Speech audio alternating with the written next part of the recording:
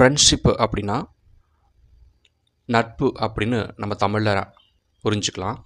நட்பு எந்த அளவுக்கு நம்ம வாழ்க்கையில் ஒரு திருப்பு முனையை ஏற்படும், நன்மையை கொடுக்கும் அப்படிங்கிறத இந்த ப்ரோஸ் நமக்கு சொல்லி கொடுக்குது. இந்த ப்ரோஸில் மெயினாக 2 கேரக்டர்ஸ் இருக்காங்க. ஒன்று வெற்றி, ஆசிஃப். இவங்க 2 பேரும் தான் ரொம்ப இம்பார்ட்டன்ட் கேரக்டர்ஸ்.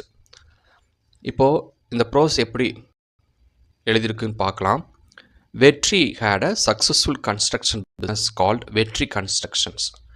வெற்றி கன்ஸ்ட்ரக்ஷன்ஸ் அப்படின்னு ஒரு கட்டுமான ஒரு தொழில் செஞ்சிட்ருக்கிறாரு கோயம்புத்தூரில். இந்த வெற்றிக்கு ஒரு ஃபேமிலி இருக்கிறாங்க, கூட பிறந்தவங்க அண்ணன் தம்பி எல்லாருமே இருக்காங்க. After his father's death his brothers demanded their share on property and the wealth was split. வெற்றிக்கு அவருடைய பிஸ்னஸ் ரொம்ப சக்ஸஸ்ஃபுல்லாக ரொம்ப நல்லா போயிட்டு இருந்தாலும் திடீர்னு ஒரு நாள் வெற்றியுடைய ஃபாதர் இறந்து போயிட்டார். அதனால் வெற்றி கூட பிறந்தவங்க எல்லாம் சொத்தை பிரித்து கொடுக்கணும் அப்படின்னு டிமாண்ட் பண்ணாங்க.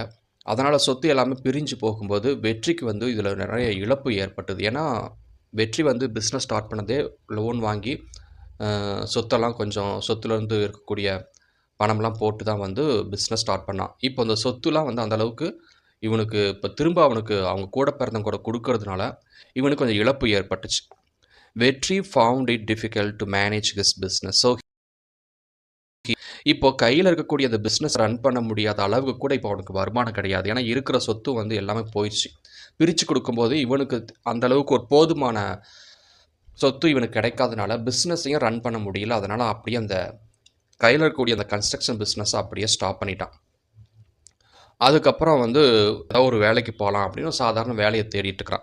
But he decide to start a construction company again. ஆனால் எப்படியாவது இழந்து போன கன்ஸ்ட்ரக்ஷன் பிஸ்னஸை மறுபடியும் ஸ்டார்ட் பண்ணணுன்ட்டு ரொம்ப ஒரு வைராக்கியத்தோடு இருக்கிறான். He needed money and his wife suggested him to ask his childhood friend Asif. ஆசிப்ங்கிறது ஒரு best friend.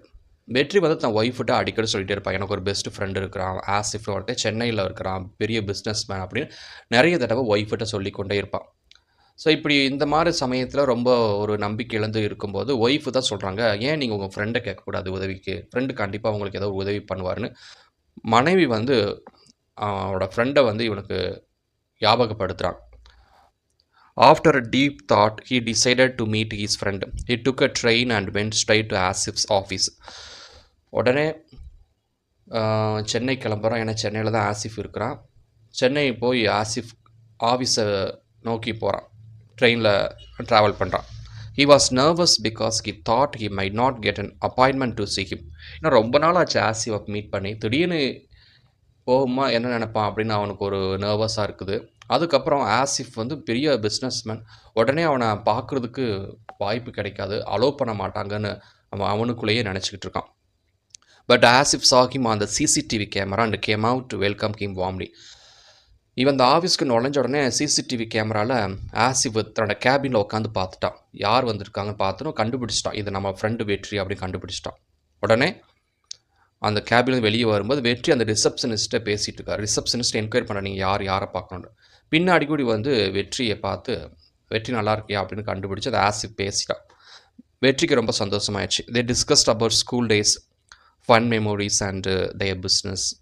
Asif took Vetri home and they had lunch together. ரொம்ப அவங்களுடைய அந்த பள்ளி நாட்களை பற்றி பேசுகிறாங்க, அவங்க எப்படிலாம் விளையாண்டாங்க, என்னென்ன பொழுது கழிச்சாங்க, அந்த நாட்கள் எல்லாத்தையும் பேசுகிறாங்க, நல்லா ஜாலியாக இருக்கிறாங்க. உடனே 2 பேருமே ஆசிஃப் வீட்டுக்கு போகிறாங்க. அங்கே மதிய சாப்பாடு சாப்பிட்றாங்க.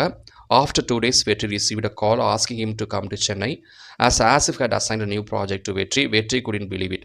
2 நாள் கழித்து வெற்றி அதுக்கப்புறம் வீடு திரும்பிடுவான். அப்போது வெற்றிக்கு ஒரு ஃபோன் வருது ஆஃபீஸில் இருந்து, அவங்கள இமீடியட்டாக ஆசிஃப் சென்னைக்கு வர சொல்கிறேன், உங்களுக்கு ஒரு ப்ராஜெக்ட் ரெடியாக இருக்குது அப்படின்னு. ஏன்னா இந்த ஃப்ரெண்டு ஒரு பிஸ்னஸ் ஸ்டார்ட் பண்ணுறதுக்காக ஒரு ப்ராஜெக்ட் வெற்றிக்கு கொடுக்குறாரு.